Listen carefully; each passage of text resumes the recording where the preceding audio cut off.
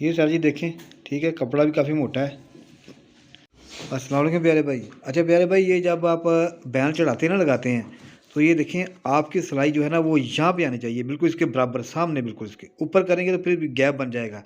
बिल्कुल ये जो है ना आपका टक्कर बन रही है, ये जो कट बन रहा है इसके बिल्कुल इधर सिलाई आए जड़ में, ठीक है, तो फिर आपका गैप नहीं आएगा।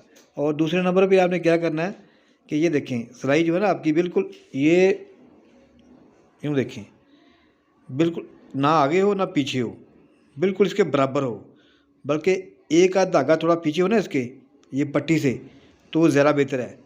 ठीक है, तो सिलाई आपका बैन जो है ना ये इंशाल्लाह ताला बड़े ही सफाई से लगेगा। सही है। ये सर जी देखें, ठीक है, कपड़ा भी काफ़ी मोटा है। ये पेंट कोट वाला कपड़ा है, आजकल आ रहा है हमारे पास काफ़ी सिलने के लिए। ये देखिए, सही है, ये चेक करें ज़रा।